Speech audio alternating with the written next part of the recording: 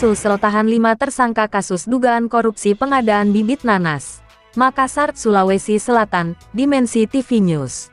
Kejaksaan Tinggi Kejati, Sulawesi Selatan resmi menahan 5 dari 6 tersangka dalam kasus dugaan korupsi proyek pengadaan bibit nanas pada Dinas Tanaman Pangan, Hortikultura dan Perkebunan, DTP BUN, Provinsi Sulawesi Selatan. Senin tanggal 9 Maret tahun 2026, malam.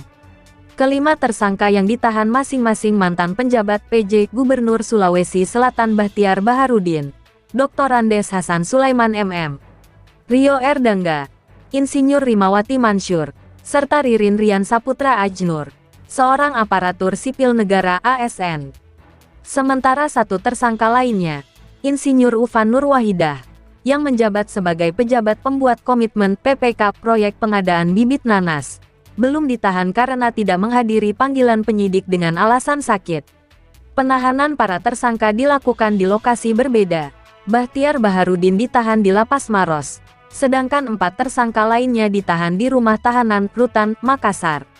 Kepala Kejaksaan Tinggi Sulawesi Selatan Didik Farhan Ali Syahdi menyampaikan bahwa penahanan dilakukan setelah penyidik menemukan alat bukti yang cukup terkait dugaan penyimpangan dalam proses pengadaan bibit nanas yang berpotensi merugikan keuangan negara. Berdasarkan hasil penyidikan, tim menemukan adanya indikasi perbuatan melawan hukum dalam pengadaan bibit nanas yang menyebabkan kerugian negara, ujar Kejati Sulsel didampingi Kepala Seksi Penerangan Hukum Kejati Sulsel. Menurut penyidik, perkara ini bermula dari program pengadaan bibit nanas yang dikelola oleh salah satu organisasi perangkat daerah OPD, di lingkungan pemerintah Provinsi Sulawesi Selatan. Program tersebut awalnya dirancang untuk mendukung pengembangan komoditas hortikultura sekaligus meningkatkan perekonomian masyarakat, melalui distribusi bibit nanas kepada kelompok tani di sejumlah wilayah di Sulawesi Selatan. Namun dalam pelaksanaannya, penyidik menemukan sejumlah dugaan penyimpangan, di antaranya proses pengadaan yang tidak sesuai dengan ketentuan peraturan perundang-undangan, termasuk dugaan penunjukan penyedia yang tidak melalui mekanisme yang semestinya serta adanya indikasi pengaturan dalam proses pengadaan. Selain itu, bibit nanas yang disediakan oleh pihak penyedia juga diduga tidak memenuhi spesifikasi teknis sebagaimana tercantum dalam kontrak kerja. Dalam beberapa temuan, bibit yang disalurkan disebut tidak layak tanam dan tidak sesuai standar kualitas. Penyidik juga menduga adanya kerjasama antara oknum aparatur sipil negara dengan pihak swasta dalam proses pengadaan tersebut yang berujung pada kerugian keuangan negara.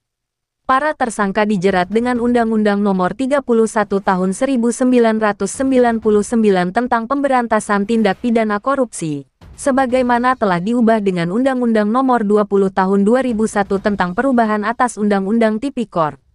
Berdasarkan perhitungan sementara penyidik, kerugian negara dalam kasus ini diperkirakan mencapai puluhan miliar rupiah.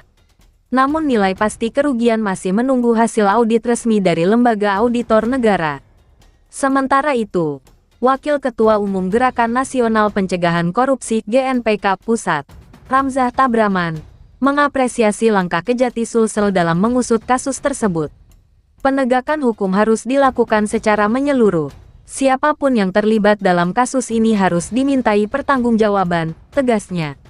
Penyidik Kejati Sulsel memastikan proses penyidikan masih terus berlangsung dan tidak menutup kemungkinan adanya penambahan tersangka baru, apabila ditemukan alat bukti tambahan dalam pengembangan perkara tersebut. Liputan, Muhammad Rizal, Kepala Biro Kabupaten Takalar Provinsi Sulawesi Selatan, mengabarkan untuk Dimensi TV News. Membuka cakrawala informasi.